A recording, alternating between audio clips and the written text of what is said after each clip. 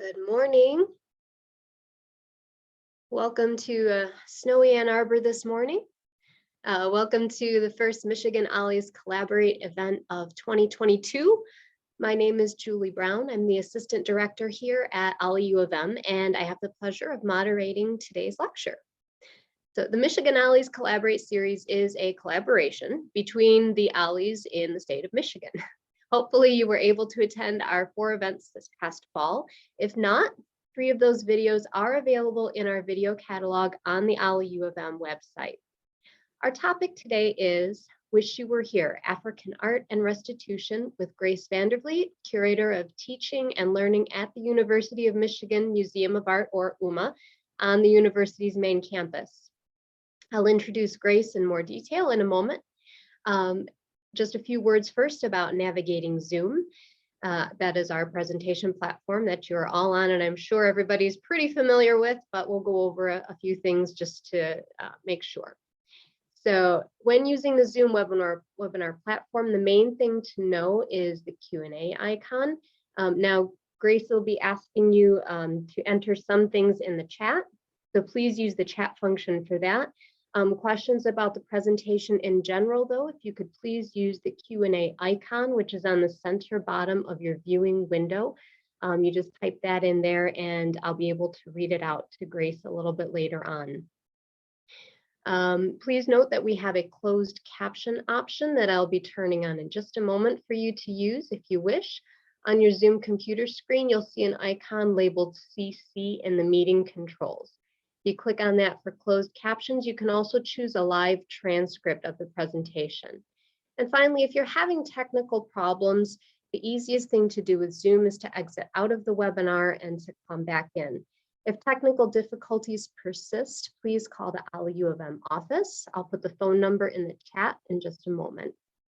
I'd also like to call your attention to the next lecture in this collaboration. On Wednesday, April 13th at 10 a.m., OLLI at Saginaw Valley State will present a photographic tour of the Pines, the Dow Legacy. So mark that on your calendars.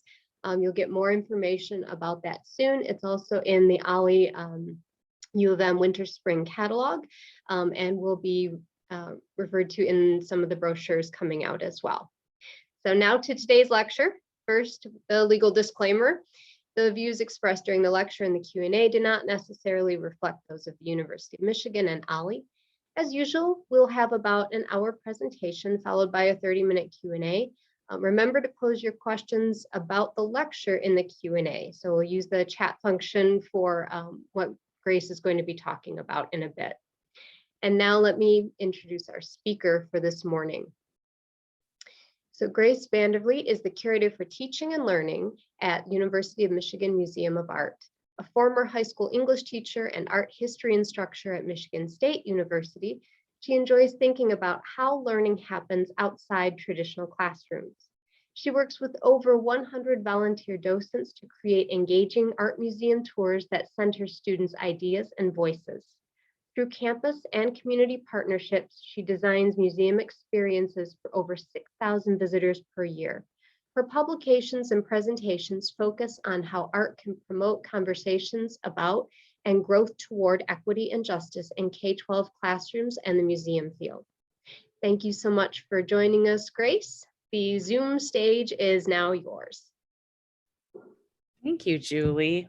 It is a pleasure to be here. Good morning, everyone. I am Grace Vandervliet. I have curly reddish hair, pinkish skin, and I'm wearing a top that has yellow and gray and red dots. I am here at the Museum of Art, the University of Michigan Museum of Art. I am in my office, and the title of the exhibition that we'll be talking about today is Wish You Were Here. I want to begin by sharing some slides, and then we'll move through those.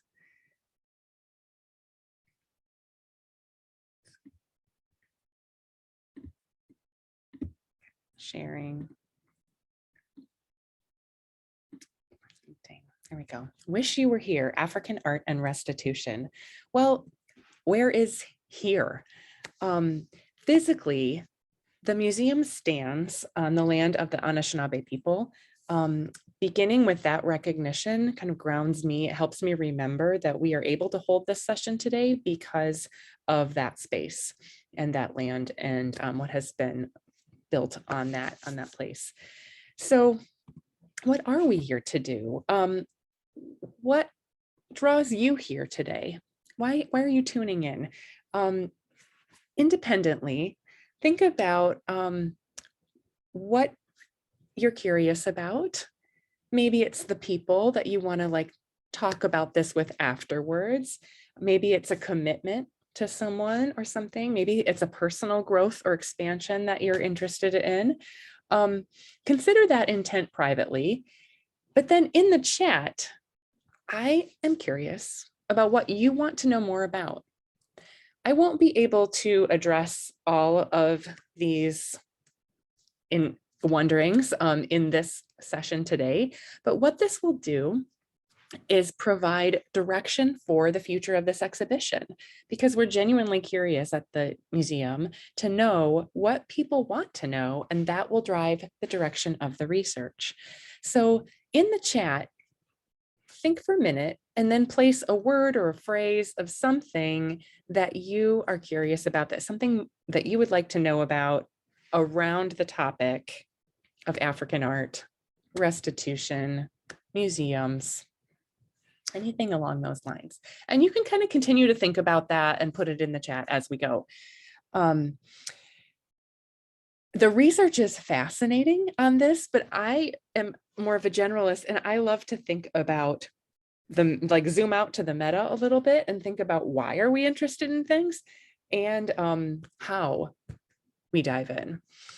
So here's just an overview of where we plan to go in the next hour. Going to share a little bit about the current exhibition that's on view now at the University of Michigan Museum of Art. The museum is open. We are open to the public. We have different hours depending on the day. We are closed on Mondays, but we're open late now, 2 nights a week. We're open at 10 a.m. now. And then Julie will share a website about information about planning your visit. If you do plan to come, if you're in the general area and can make a stop at the museum to see this in person, it would be wonderful. We have a few COVID protocols in place, masking indoors, and there's a very brief health check. And there's parking information on the website. So that's a little bit of background about the museum. We would welcome you to come and see this exhibition in person. I hope that your interest is piqued after this. Maybe some of you have already been. So part 1 will be sharing about this exhibition, and then part 2 will be a little bit of tidbits about the ongoing research. What have we found, and how are we shaping this exhibition as it goes? And then part 3 will be the question and reflection. I'm not promising any answers, but we will discuss. Okay. Some expectations on my part. You may move through your day without thinking at all about African art and restitution, or you may have a keen interest in this. You may have traveled to Africa. You may have lived in Africa. You may own African art. So I am assuming that we have a broad range of people who are listening to this. So my introduction will kind of tend to be towards the more broad overview. And then I assume that if you have an interest, a keen, like specific interest, that you'll probably be making those connections yourself about how this connects to your prior experience and knowledge. Okay. One way that you might have encountered this topic is through the movies. I'm going to play a very brief clip for 1 minute and 30 seconds of the Marvel movie Black Panther. A little intro without the spoiler alert, little context. The protagonist of this movie, Eric Killmonger, visits a British art museum and is admiring objects in the African gallery, and then he requests the presence of the curator. the movie like begins in silence, so don't worry if you think that your volume is not working. The talking happens like halfway through the clip, so don't worry about that. Here we go.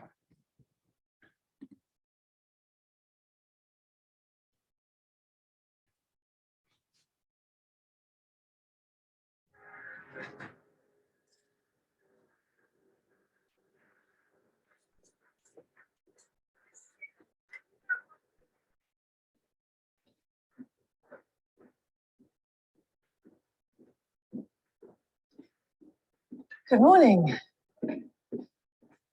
How can I help you? I'm just checking out these artifacts. You tell me you're the expert. You could say that. They're beautiful. Where's this one from? The Bobo Ashanti tribe, present-day Ghana, 19th century. For real? And what about this one? One's from the Edo people of Benin, 16th century.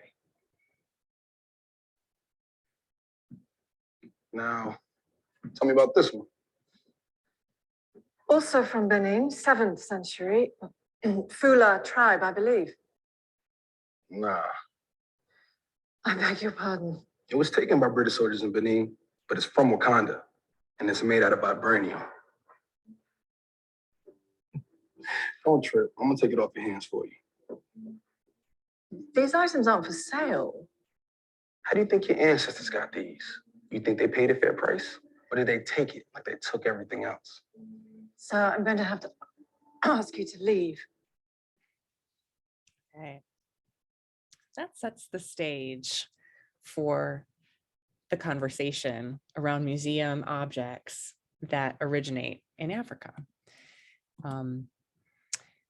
If you have a piece of paper next to you, that's great, or just a screen or in your head, I'm going to begin with some definitions because there are a lot of words around the concept of restitution and African objects, and want to make sure that we're using with clarity the words that we hear.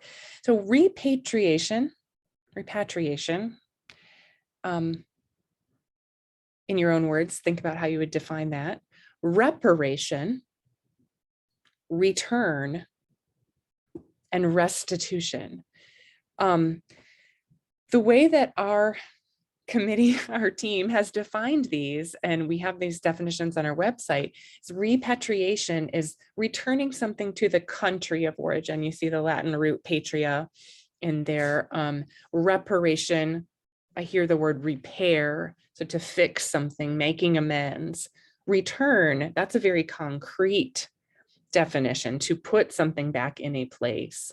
But restitution is kind of the umbrella term that we have chosen for all of these concepts.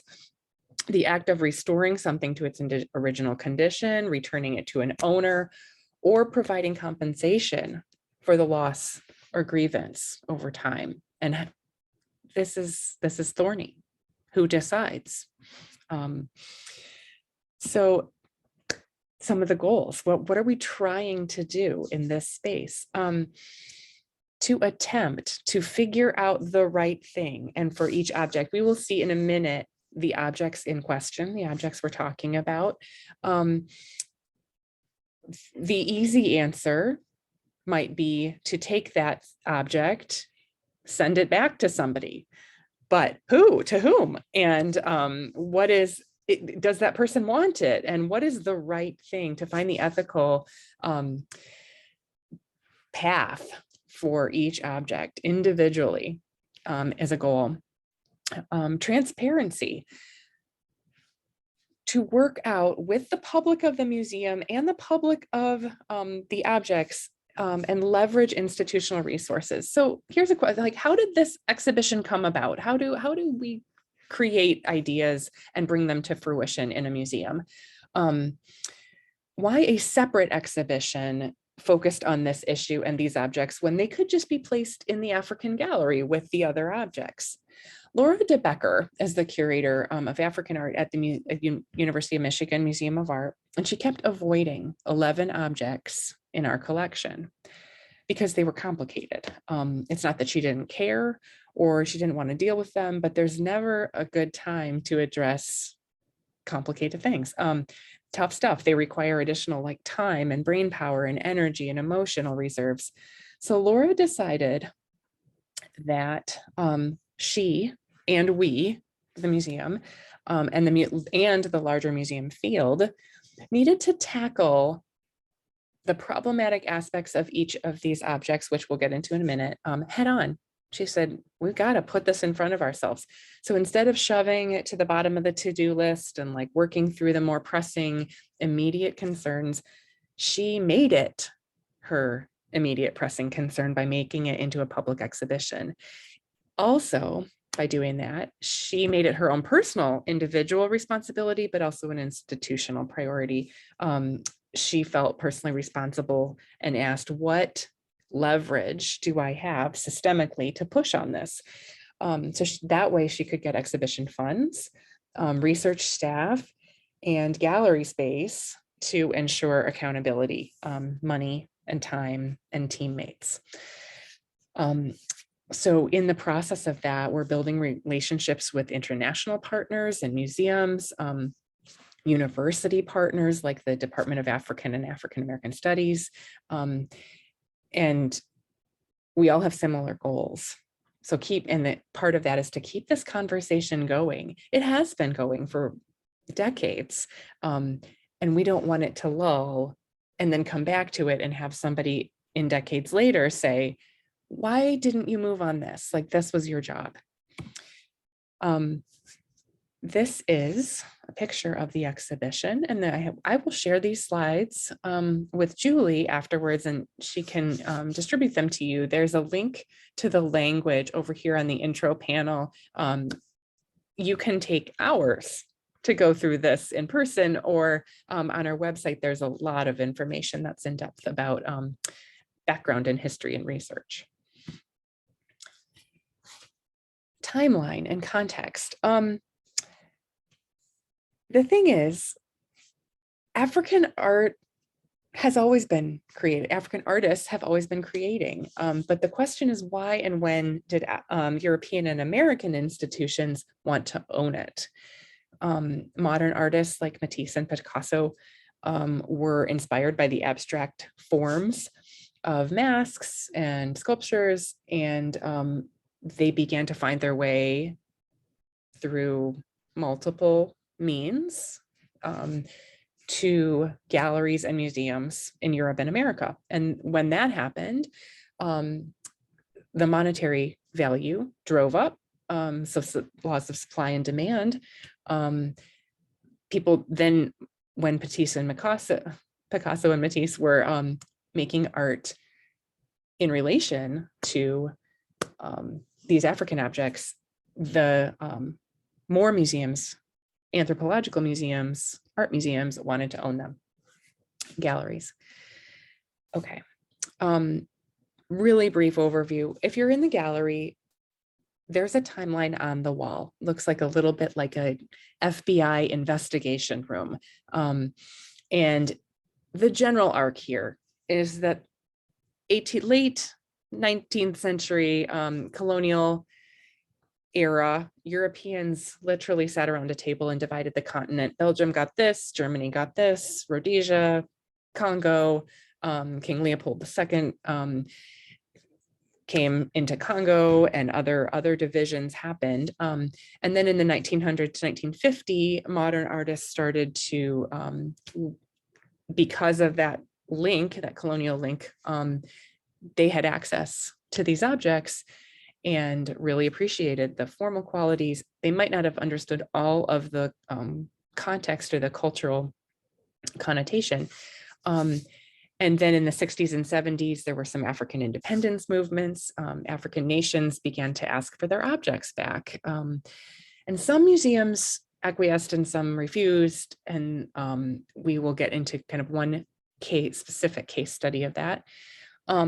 UNESCO, the heritage site, they signed a treaty in the 1970s meant to curb illegal trafficking, and said, okay, well, we can't it's thorny to see what might happen to all of the objects that have already been removed, but we're not going to do it anymore. We're not going to take cultural objects out illegally and pass them around the world. In the 2000s, there have been multiple conversations about Nazi era provenance. There was just a recent story about a Mondrian in the Netherlands. And for the past about 20 years, there's been increased pressure to return and restore objects. But also with that, there's been increased resistance from some museums. Okay, I want to say here that one of my goals in the presentation is to surface some potential points where we can have an impact personally and as a museum and make things better. We won't solve a neat and tidy problem and come away with immediate closure. And that can be annoying. That can feel really overwhelming, insurmountable. And like, how are we measuring progress? Are we making progress? Are we accomplishing anything? But by digging into these complexities today, we can highlight that we do have some level of agency and we can document concrete, perhaps incremental changes along the way. So here's some examples of like the Picasso's Mademoiselle d'Avignon. And then there's a mask, and this is the Stieglitz Gallery in New York City on the left, with a mask in this very stark gallery presentation, very modernist, sleek objects. We don't see the mask, we don't feel the mask, we don't smell it, we don't participate in a communal gathering where it's used in any kind of rite. RITE, right? And here's a poster for the primitive Negro art from the Brooklyn Museum. Again, a modernist print, kind of revering these objects, which is wonderful to have like more exposure, but there was not a lot of dialogue about where they came from or what they were originally purposed, was the purpose. Here's the museum. This is a small gallery for scale. I'm about almost 6 feet tall, and this figure in the front is about my height. And then around the wall is a timeline. And there are 4 categories of objects that we're going to dig into together. Okay. The researchers on this, I really want to give a bunch of credit to Laura, to Ozzy Duma, who's the assistant curator of global contemporary art at the museum, Bridget Greer, who's a lawyer. So everyone's bringing their own expertise. There are layers of knowledge and experience that are here. Timnit is a graduate student in history. Olivier has a background in like film, and Caitlin Webster has really taken on digging into the following the rabbit hole down each path and documenting the research. Here are the categories that we're going to look at. This is a very early map of the objects. And since then, it has grown. Our progress has been documented. And Caitlin literally is typing out on a typewriter the updates to keep us in the loop. So there are 4 categories that Laura didn't quite know what to do with: human remains, shrine figures, Benin bronzes, and power figures. So we're going to walk through each of these together. First, let's start with human remains. This is an object that's about 1 foot tall. It's made of cloth. They're typically from around Congo, and it's hollow generally. So what's the dilemma here? Museums own and display parts of human bodies. Think about the mummy. In most museums, that's the favorite thing to visit. But a mummy or a human body was once living, And in many cultures, a body is a body, but a spirit also inhabits the flesh. So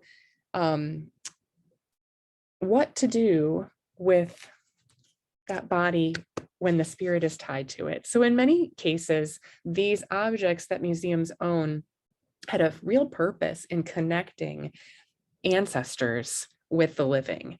So in America, the Native American Graves Protection and Repatriation Act, we refer to that as NAGPRA. That mandates that ancestors' remains be returned if they are asked for. This object is hollow. This is a reliquary. So the question is, does it contain human remains? And we are in the process of finding that out. Sometimes objects are given a DNA scan, but in conversation with communities, that's not as respectful as a CT scan, because the DNA can alter the remains of the ancestor. So as a more gentle approach would be to take a CT scan and determine whether this has remains in it. And then once that's determined, there will be other paths to follow. Shrine figures. Those were the three very large wooden sculptures in the beginning in the picture of the exhibition. These are two of the shrine figures here, and this is a photo of an Igbo shrine. This is in geographically southeastern Nigeria today. If you can see closely, there are figures sculpted into the wall as if they are columns, and some are freestanding. So what's the dilemma here?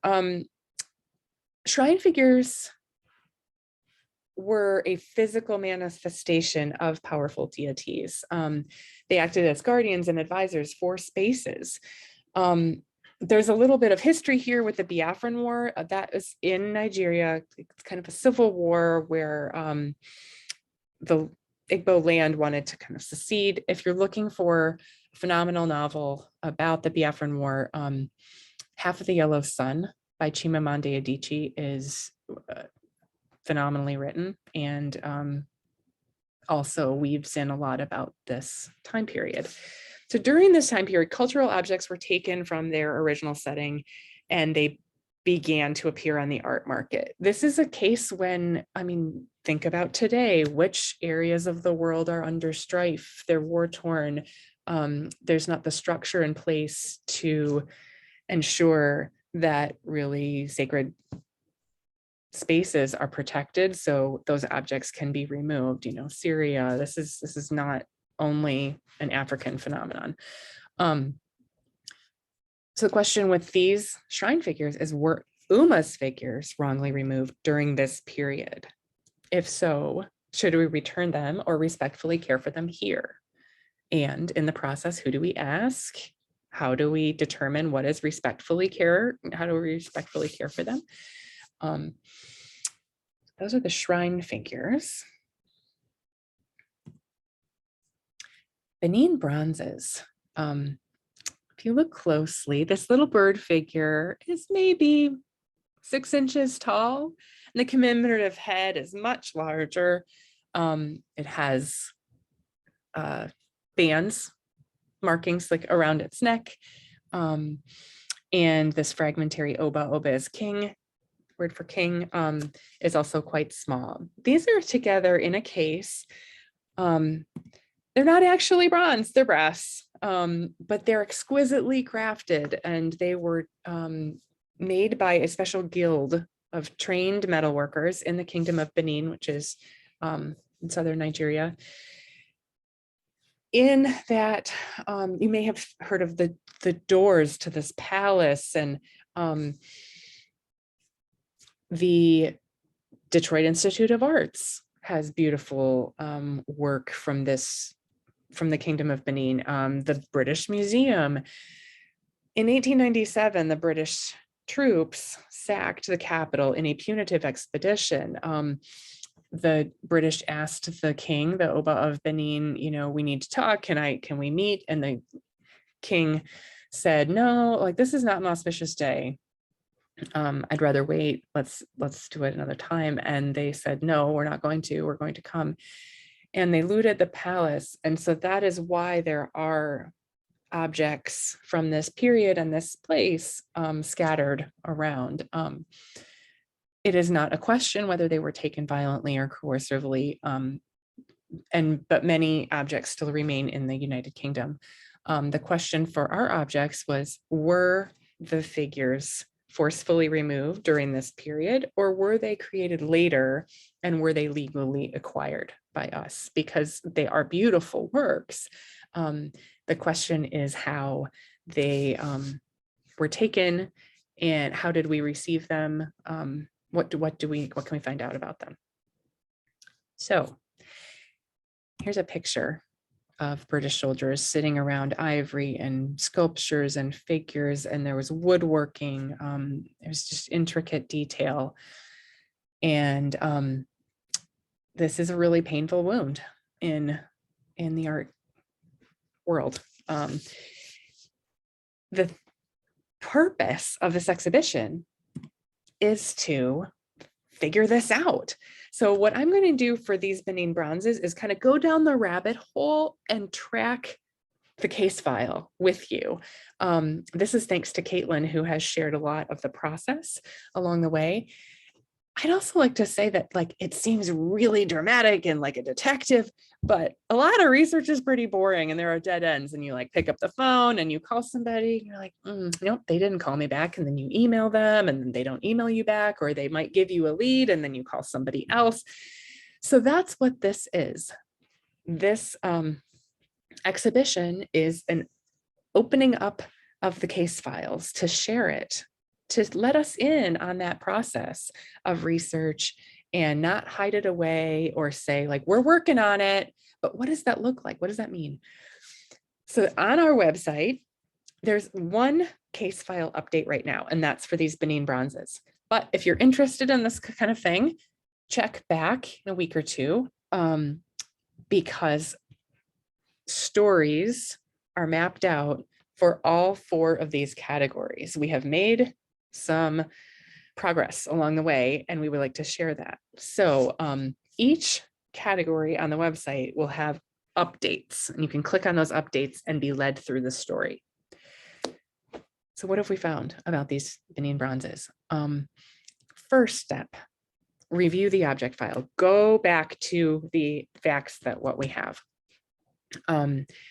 So we found in the object file that these bronzes, some of them they were donated by Nick Delbanco, who was a professor at the University of Michigan, from his father, Kurt. Kurt Delbanco was an art dealer in New York City who emigrated there after World War II. The family had to move, lost a lot of in the immigration from Nazi Germany, went to London, and then Kurt Delbanco settled in New York City and became an art gallery dealer, kind of focused on African art, oceanic art.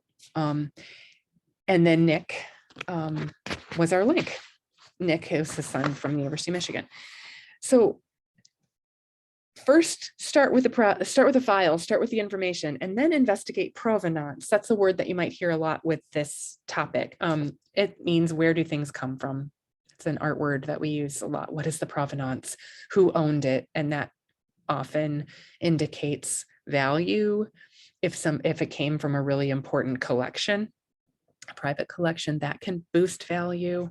If it's really rare and somebody never sells anything and they sell this one piece, that can boost value. So we figured out provenance, and then we dig into family history. What do we know about the Delbancos? We found some pictures of their living room, and we tried to find where these Benin bronzes might have been. What is their history in the family? Then that led to another gallery dealer in New York City named Merton Simpson. Merton Simpson was a painter and really pretty influential. and in African art dealings and oceanic art dealings. And then you're like, okay, let's call up the Merton Simpson Gallery and see what we can find.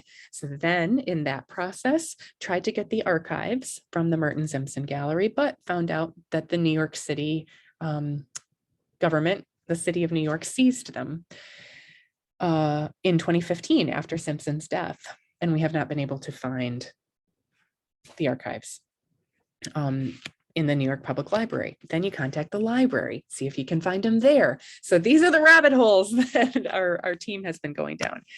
And along the way, you're learning about the Del Banco family, you're learning about Merton Simpson, you're learning about the art market. So the last update on our website now is about art on auction. And there's a site called the British Museum, not the British Museum. And it's about the art market and how bullish it can be at times, and how it works. And I'm gonna reveal something that's not on our website. So you were the first to know. The next step was to do a metal analysis and try to get the age of the metal and whether it was dated from 1897 around the punitive expedition or whether it was later. And in that process of dating the metal and becoming connected with a group called the Benin, Digital Benin, we have found that they were probably from the 1930s. So that's really exciting. That means that they were not from the British Punitive Museum. They were created later in the style of that brass worker guild. So another bit of this, another outgrowth of the Benin Dialogue Group is that this group of museums came together in 2007 with this intent in mind to really just figure out what to do with their work. They have 2,000 objects that they're analyzing collectively. And part of that work is Sir David Adjaye is an architect, and he designed a museum in Nigeria to house these works when they come back. And as part of that, UMA has developed a relationship with Sir David Adjaye, who's a Pritzker amazing architect and internationally known. And he was able to speak in a virtual talk and with UMA. So it's about developing this network and developing trust and continuing the conversation as we follow these leads. So if you notice a mistake, if you have insider knowledge about any of these works, there's an email, wishyouwerehere@umich.edu. If you're curious, if you have additional knowledge, please contact us. Okay. Our final category here is Minkisi. The singular is Nkisi with an N. If we were in person, I would ask you to get really close, press your nose up to the glass, and tell me what you see. What objects are attached to these works? What are they created of? You can just get really close to your screen and answer that in your head. I see rope. I see horns. I see leather. I see like kind of fur. So a variety of materials, and it looks like they're tied on or attached in some way. And that is the essence of a power figure. There's a base to a power figure, usually wood, that is sculpted. And then they contain materials that are attached that an nganga or community leader would activate in order to communicate with ancestors or fulfill a client's wish. So without that nganga substance or addition, the sculpture is lifeless or powerless. It isn't activated. These Minkisi contain their medicine bundles, meaning they are still active. They have not been ritually deactivated. UMA has a large deactivated Minkisi in its collection in the African gallery. It's about a 3-foot tall sculpture with metal driven into it and nails. So an example of how this would be used is like, let's say we have 2 community members. They want to sign a contract to buy or sell some land. And they come to the Nganga, the community leader, together, who's like a lawyer, a judge, a social worker, a physician, all of these things combined. And they say, hey, we want to seal this deal. And so they drive a nail, or they attach a pouch of medicine into this Minkisi, and that holds them, that binds them. And it's a reminder, and it's active while that's happening. So it's a real community piece. The question for these activated works in our collection is, should we return them? Should UMA return them, or ask an Nganga to come and deactivate them? And should we keep them? So what the question is, who decides, who tells us what to do, and what do they want? So we're in the process of figuring out for each one what to do. This is the example of the work in the African gallery. So if you see up here, there's like a little cone on the head, and that might have been where like raffia came out, or hair. And then there are ropes. Often, if a visitor is not familiar with the use or the purpose of this, they'll say, oh, I'm getting a really, like, suffering is the emotion I feel. This is like painful. This must be about slavery. And then they learn about the history of the objects, and it's a real moment to say, I used to think this, I layered in some information, and now I think this. And now when I see another power figure in a different museum, I'm going to have a more nuanced, I'm going to have more information, and I'm going to have a different experience than the first time. So this one, it looks like it has been stripped, and many of the objects that European artists were using as inspiration were stripped. Sometimes Christian missionaries or other missionaries removed the objects because they did feel powerful, and they wanted to remove that level of power. Okay. Those were the 4 categories. Let's do a quick review. The reliquary, the shrine figures, the Benin bronzes, and the power figures in Kisi. Here's an example, one concrete example to show how complicated these discussions can be. When you walk into the gallery, you see this vitrine on the wall, and there's a picture of an ivory, small ivory work, and it says, this object has been returned. And you're like, okay, good. They sent it back. But then you read the label, and it says, okay, in 2008, UMA was contacted by a museum in Belgium.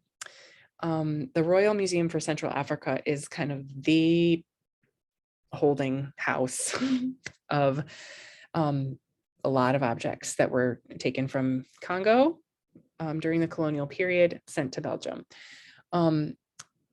So Belgian Museum calls UMA and says, hey, you have our ivory tusk, our ivory object. So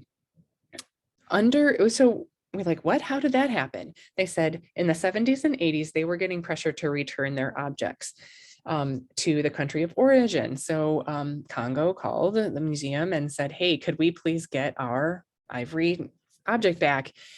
And while they said, the Belgian museum said, okay, we will loan it to you. We won't give it back, but we'll loan it to you. And while it was on loan, it was stolen and made its way to the black market. And then the scepter was entered UMA's collection in 2005 through donation. And then 3 years later, the Belgian museum called and said, we want it. So it was Belgium to Congo, found its way to the market, found its way to UMA, and then back to Belgium. So it's this triangulation of, and now that's where it resides. for the last over 10 years. So that's just one concrete example of trying to figure out ownership and loaning. And here's some other complexities. Some museums say that they'll return them, but they don't give a timeline. They're like, yeah, you know what, we'll do it. We'll do it. We'll get around to it.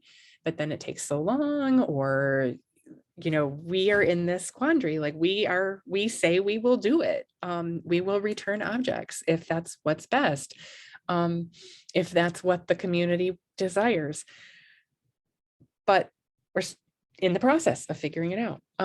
Some museums offer a long-term loan to African museums, but say, you really, you know, we're not going to totally transfer ownership because we own it and it's money, and we don't know if you're going to take care of it well, or the conditions might not be great, or it might be stolen when it's there.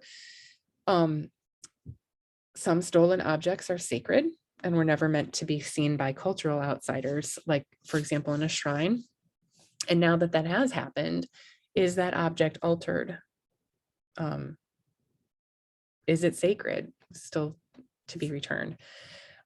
Here's one example of a secret digital scan. Some visitors to a museum, like there's a very small bust of Nefertiti, the Egyptian queen, in the exhibition, because a European museum has the actual bust and Egypt has asked for it back, and they said, the European museum said no. So visitors went in and did a secret clandestine digital scan of the head and then put the digital 3D printed file on the internet so anyone can print it. So we just did that. And is that the real thing? Does it matter if you have the original authentic object, or is a scan enough in this case? Because it is sculpture, it does not contain living human remains. So that's a little bit under an hour, but I feel like there are questions, and I have questions. I am in my big learning curve here. I have to say personally, my mom worked and lived in Congo for a few years in 2008. And I went to visit her for a while, a few months, and taught university there. And that spurred me on to write my master's thesis about Congolese photography, contemporary. But while I was there, I was noticing like just the difference of museum culture, and it really like sparks your interest. So this is a fascinating topic, and I'm excited to see. I haven't been checking the chat as much, but Julie, if you want to, I'll stop sharing, or should I leave this? Leave this one? Should we just? Oh, yeah, that looks good. Great. We've got some good questions for you. Some are in the chat, so I'll go back and forth between Q&A and chat. So there's a lot of conversation regarding repatriation of African art these days due to the pressure felt in the current socio-political atmosphere in the US. But what efforts of repatriation are being made for the other objects of art and of value from other provenances? Some others might like for the Native American works, NAGPRA is a real driver. At UMA, we are not an anthropological museum, so we do not have as many human remains, but there are other museums on campus at University of Michigan that are also wrestling with this, and for sure dealing with a NAGPRA officer to determine that. I think what has grown out of this is just a very increased awareness about any kind of incoming gift from now on. From the past few years, directors and other registrars, acquisition team is really very intentional about requiring documents and detailed updates from anyone. When we accept a gift, the University of Michigan just accepted a very large gift of Chinese ceramics and of calligraphy. And so that process, it takes longer to intake it, but we really want to make sure we're doing due diligence to make sure that that's all in line. But in terms of returning other work from other cultures, like if something is known that, like, for example, during Nazi occupation, many works were spread and sold, and that is still an ongoing investigation. And those conversations are really complicated. Like sometimes the artist says that's okay. The family of Mondrian saying it's okay to be in this museum or not, or I want it back for my family, or but then how do you compensate for like loss of time that they haven't had the object in their family? Trying to think of other Asian works that may need to be returned. I think it's a heightened awareness in the museum field across the board. And so it's not just African art that is having the conversation, but that's the one at the forefront because it was so clear with colonialism and the objects being removed. Great. Approximately what percentage of art in the museum is from non-European and non-US provenance? And could you estimate about what percentage of the latter category of objects would fairly require repatriation? This is a great question for a registrar. So let me just make sure I'm happy to do a little bit of digging too after the percent of objects from non-European American provenance. So we have just over, we keep adding, but 20,000 objects in the UMA collection. Approximately 5% are on display right now. In the African collection, I don't know how many objects we have, but these 11 were all of them. Though they were like Laura took an inventory, our curator took an inventory of every African object that we have.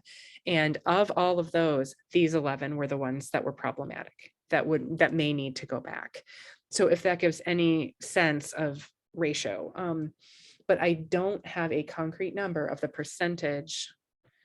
There's an interesting project that the School of Information and UMA are embarking on, and it charts the data of acquisitions along the years of UMA, and it really, how many female artists, how many artists of color, how many artists from different, determining a nationality is sometimes difficult because people move, different racial identities. And that is an interesting project that's also online, and it tracks like the buying and acquiring habits, the collecting practices of the museum, and it really varies depending on the director.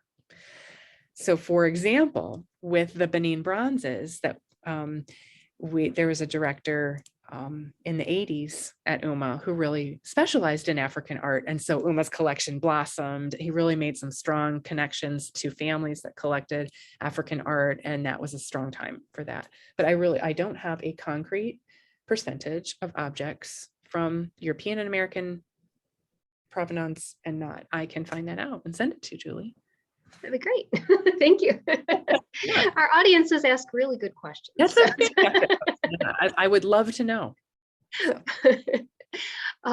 What is the average cost per object in terms of expert labor and various tests to the museum in this effort to finalize provenance for repatriation purposes? Oh, that's also a great question. I think Caitlin's on this call, but I'm not able to answer. In terms of cost, each exhibition has a budget.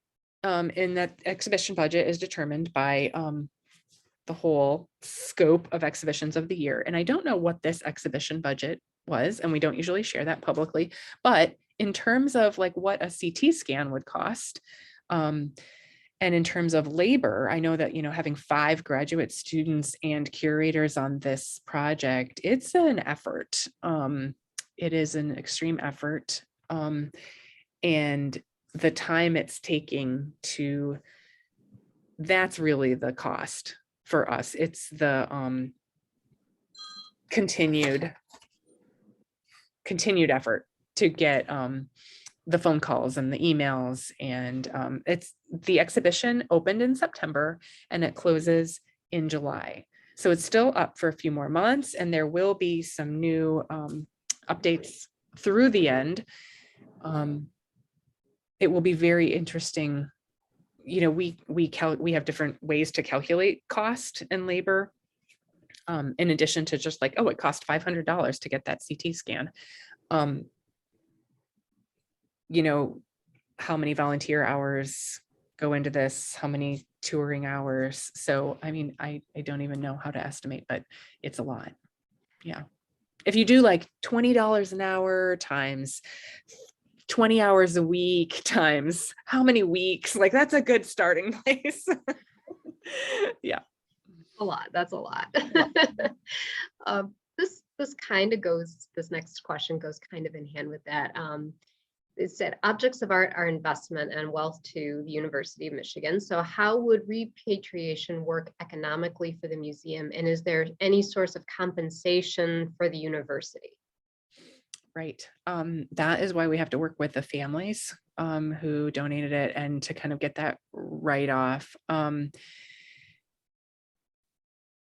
again, like establish the relationship with the like a Nigerian museum and discuss how that value is transferred. That is why a lot of museums don't want to give up their stuff.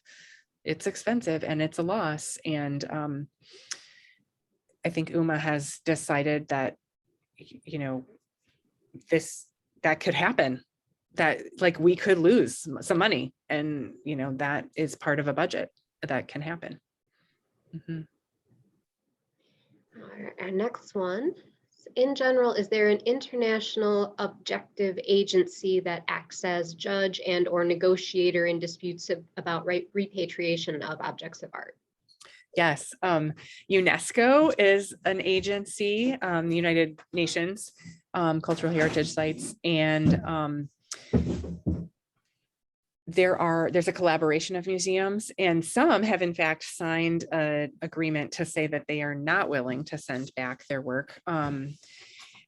But yes, the governing agency is UNESCO. Mm-hmm. Great. We have a couple of questions about the Belgian Museum. And I'll lead in with this one and then head to the next one. So somebody missed the reasoning about why a museum in Belgium is not one full of stolen objects during the colonizing period. There is an African museum in Belgium, and that it is full of objects that were taken from Congo. Yes, and they have recently gone through a renovation, and there's some interesting conversations on the internet about that, about whether it's, what do you do? Do you recontextualize everything and keep the exhibition display as it was and say, this is how we used to do it, this is wrong, when that can still inflict trauma on a visitor? Do you put a label on and say, we've updated this, we still have this object, but now we have a new way of displaying it, so now it feels a little bit more okay? It's tough. And when the goal is to honor people and their history and their emotions, and that they're living now and encountering this history, that I think is the driver behind exhibition design and behind the conversations. We were hoping to have Bambi Cuppins, who's a real expert in this field of repatriation and works for the Belgian Museum. We were hoping to have her come in October, but due to COVID and visa issues, she wasn't able to be here. But like, I have a ton to learn about that, and I think she could contribute a lot. This one goes kind of hand in hand with that, where they're asking, the Belgian Museum is unlikely to have purchased the scepter originally, I'm assuming. And so what is the thought process currently, that it should go back to a museum where it came from rather than staying in Belgium? Is there any progress on that? Where are they with that discussion? That specific scepter, I do not know. and these are great questions. Like, I really love having these so that we can kind of document where that is and add that to the exhibition updates too. I think that, there's a natural hesitancy to loan it again or to give it back if it was taken while it was in Congo the prior time. But so I don't know what the status of that is. This is leading to more questions. This is how curiosity works, and Yes. it's wonderful because there's that zone when you don't know anything about a topic and you don't even know what to ask, and then there's that zone where you do know a lot and you're like, I don't really need to ask anything, and then there's that zone in the middle of development where you're like, now I have all these questions, and that's a lovely place to be. It is. It really is. This one just came in. So what are the considerations regarding where a returned object is placed in a museum or in the original site from which it's stolen? So what sorts of things are taken into consideration to determine where it ends up? For example, if these Benin bronzes were going to go back, like thankfully they're, from the 1930s, that's great, and we will take care of them. But access is a consideration. Like, who can see that? Like, let's say the shrine figures ended up going back to southeastern Nigeria. Who would be able, like, if the goal is to return them to a culture, community that is emotionally connected, has a history, ancestral history with the work, who would, if they're in a national museum in Nigeria, what are the barriers to access in that museum? Does it cost a lot? Can people travel there? One argument for European or American museums not returning work is like, well, all museums are universal. Anybody can just come and we're free. You can come and see it here. But they're, not everybody can get a visa. Not everybody can afford it. Not everybody can hop on a plane and just go and see it. So access for sure, if it is returned, who can access it there? To conditions, like sometimes really, truly the humidity, and like we have, our museum stays at a certain temperature and a certain percentage of humidity all the time, and we do checks a lot. And so making sure that if an item is returned, that it's going to be not disintegrating. And you could argue, well, 100 years ago, it was doing fine in that climate, but there are environmental factors like pollution and, population growth. All of those are considerations to think about, like what's really best, and who, like of the ancestors, who remains, who has the knowledge of how this object was cared for and used, and like, are there still skilled craftsmen who know how to repair that object in that community? There's a lot to think about. This is a good one too. So if repatriation demands become more frequent and potentially more costly to European and American museums, will there be an incentive for museums holding the objects simply not to display them, sort of out of sight, out of mind?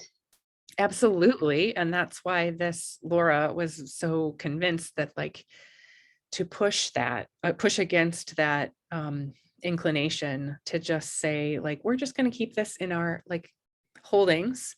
It will add a value to our collection. But we know it's a problem, and we know if we put it on display, somebody would say something, and we just don't want to deal with it. That's really the impetus for doing this exhibition altogether. And there are some key curators and gallery owners who are having continued conversations, like the Fowler Museum and other Los Angeles museums and African museums and the Belgian museums. Laura de Becker is Belgian and did her graduate work in Tanzania and in South Africa, so has kind of an interesting perspective on colonialism and how the global market works. Are there museums in North America or Europe that you would consider to be models in how to handle these issues of repatriation? Yeah, I would say the Fowler is doing great work.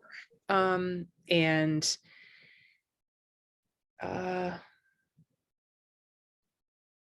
other researchers are going to have, like Caitlin, and for sure knows and has talked to them. UCLA is doing, yes, good work. A lot of national, the Met is thinking about this, like the big museums who have a big holdings, Minneapolis, thinking about it. You kind of get a little frequent flyer panelist. Laura DeBecker is often featured on it. She's asked to participate in panels around the world. Trying to think of others in our area if you were going to visit.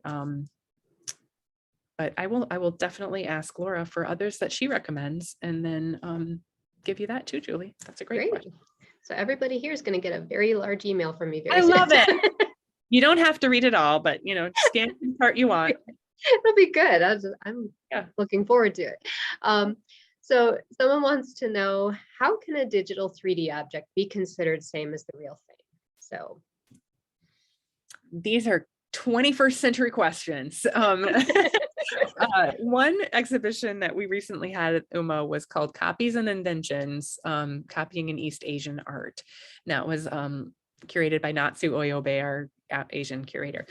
And in it, she had a 3D printer going all the time, copying a Buddhist object that was the original purpose of that object, was to be hand reproduced, on a lathe, and then distributed. The copies of the documents were placed inside of this object and distributed across the country as basically propaganda. But somehow when we have a physical hand and reproduce something, or if we have a print that's hand pulled, lithograph or something, that's still considered an authentic object, one of 25 set or something.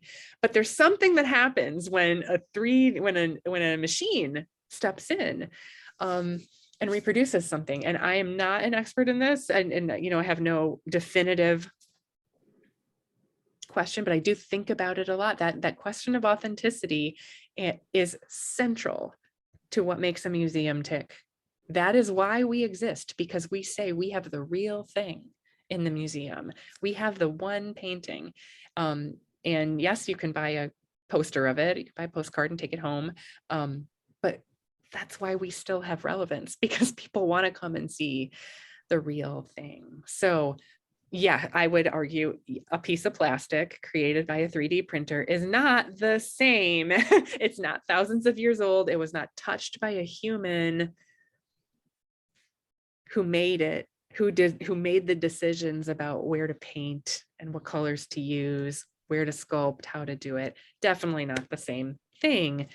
But now as art moves into the conceptual, especially with debates that I won't even get into with NFTs and like a banana taped to a wall or whatever, you could argue that some people would argue that art is about the idea. And now that we have that file and anybody can print it, it decreases the value of that authentic object, because we no longer have to travel. We can see it, we can hold it, we have information about it.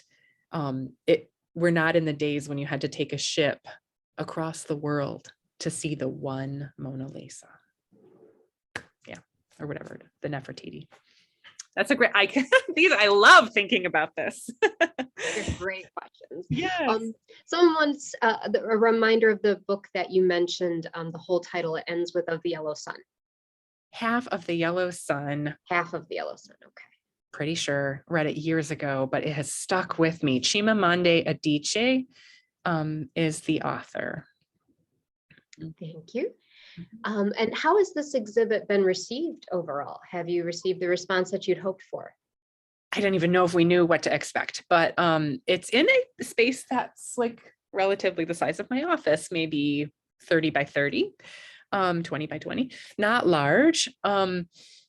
It's a deep dive. So people who have really gotten into this are scholars. A a lot of people are attracted to the idea. They just want to know, like, give me the overview here. And so a lot of people wander in and they have heard about this topic, whether from, popular media or, newspapers. Every time I see an article, like the New York Times ran one a little bit ago of like, in some storage container in Queens or something, there's just like a huge, like seized objects, like from customs. Somebody's coming through customs and like has something, and like, what do you do with that then? So then it goes to a storage space in the Bronx. I don't even know where it was, but that, like, now I'm picking up on these articles and like am more interested in it. So the reception has been very good. It's been really popular with adult audiences who may or may not have experienced, like with the Peace Corps, a connection to Africa, or college students too. And I think kids, my daughter is 9 and she just came home from school with a little Scholastic, like a weekly reader news pamphlet. And on the cover was the mummy. And it was like, yes or no, should mummies be in museums? And they had a really heated debate in their class. I did appreciate that it wasn't just yes or no. They had a little bit more nuance in there, but across age ranges, this is an interesting topic. I think what it hits on is justice.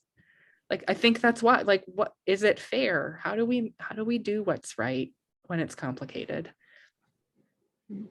And someone comments that the Pitt Rivers Anthropology Museum in Oxford is publishing a catalog of all of the objects they have to address the transparency issue. So okay, adding that in.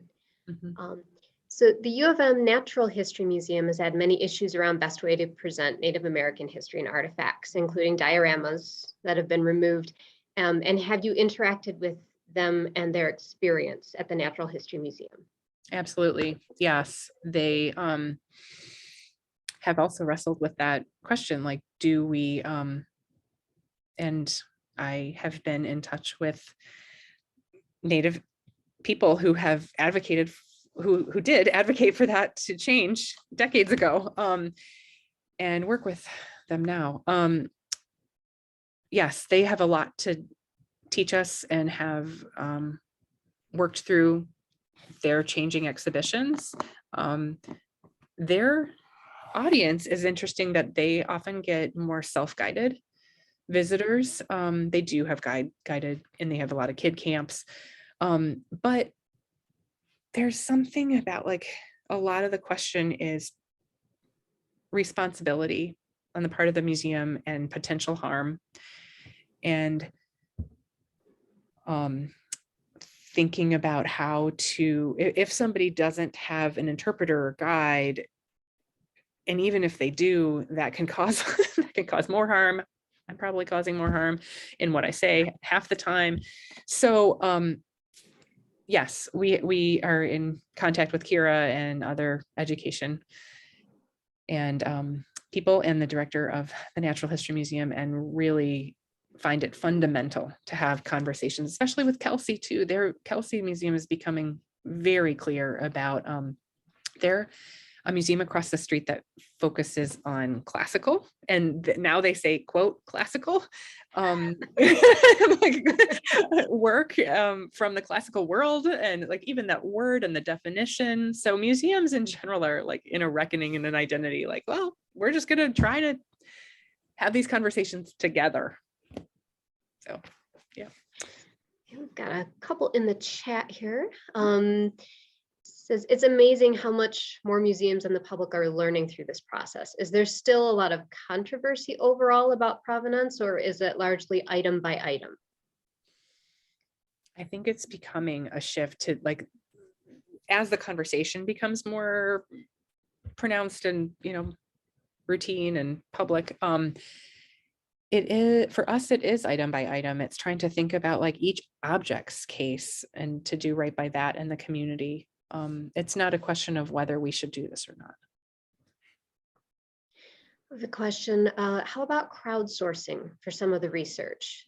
Yes, that's what we have, that email address, and get the word out, because that's how this happens. Sometimes it's just a conversation that someone has, or you find out about, like Nick Delbanco, and he, somebody had a connection to him, and then it leads to another connection. And yes, so that's exactly what we're trying to do too.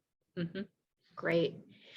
Since metal objects were done in 1930, does that mean that they are fakes or really created by Benin artists?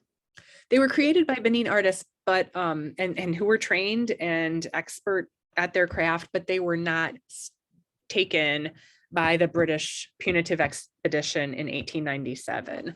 So they're authentic, and they are artwork, and they're gorgeous, and they reflect this really complicated process of casting. And that's why they are valuable, and we are really excited to have examples of them. But it does mean that we don't have to question anymore whether they were taken in that specific expedition. Yeah, and there were many legal ways to make art and sell it, and that is great. Going back to Kelsey, so how does Kelsey handle this given their collections? They are just becoming more open in every conversation they have about, even in the hierarchy of like classical world, why do we privilege, or have they privileged Greco-Roman objects and work when other antiquities existed at the same times? How are they displayed? They have a mummy, and now that's a real case study for them, how to display it. And so they have moved the mummy, because people would press their face up against it and kind of view the mummy in maybe not the most respectful way. So when there's a group tour, they will lead over and kind of gives a little bit of background, and they tell the group that this contains human remains, and you may or may not want to go closer. So they were just handling things in a different way. And their messaging is different, and their publications are different. It looks like we've got one final question. So tell us about the recent acquisition of Asian works and how you research the provenance. Yes, that's so exciting. One of them is a Chinese ceramics donation from Dr. William Weiss, and he is still living. And so he was able to give us information about all of the objects that he obtained, and he was also meticulous about getting records. So that process of kind of talking about the gift, whether it would happen, whether it was how legit, how are we going to do this, happened over decades. And it was recently announced. And then just recently, like last week, the calligraphy gift was announced, and that also had been in process, and both have a connection to University of Michigan. This is the Upshur family, Chang Upshur, and they have had relationships with the University of Michigan since the 1950s when they were graduate students here. And so really we were able to have contemporary collectors who also had the research. So we were more certain about where it was coming from and the provenance there. Great, thank you so much. Let's see, we have one more pop-up for you. Is it safe to assume UMA's collection of Inuit or Eskimo Canadians First Nations art does not have issues around provenance? That is an interesting, so as you may or may not know, the UMA also has a promised gift from the Power family, Phil and Kathy Power, of many Inuit sculptures and some prints, and the contemporary prints are produced in a co-op in Cape Dorset. The sculptors are often attributed as unknown artist, undocumented, unrecorded artist, because it wasn't that they weren't named, it was that they were not recorded.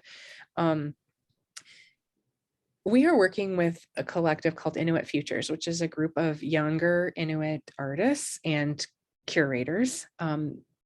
Winnipeg Art Museum is really doing great work and on relationships with art and contemporary communities. And in that relationship, I was in a Zoom meeting with collaborators from Inuit Futures, and they're like, this is your job. Your job is to tell people about the history, tell people that Inuit art was traded, it was taken. And thankfully, we have a lot of records, and Phil and Kathy Power are wonderful to work with, and have a long history themselves, going back and forth to Canada. But all that to say, there is a complicated history there, and it's our job to tell it. Yeah. Thank you. And Caitlin's been helping out in the chat too. So Great. I'm trying to post some of her answers here. Hey, team effort. Thank you, So thank you, Caitlin. I don't do well like this kind of Zoom. I'm normally much more collaborative and interactive. So thank you, team. Oh, what fantastic questions and great curiosity. Wonderful. Great. Well, thank you, Grace, for being with us today. And thank you, Caitlin, as well. Many thanks to Uma. So on behalf of OLLI at U of M, thanks to everybody for attending today, our collaboration. And we'll be sending out resources from this lecture to the attendees list. Thank you, Grace, for being here today. We so appreciate it. Yes, what a pleasure. Thanks, everyone. Thank you. Bye-bye. Bye.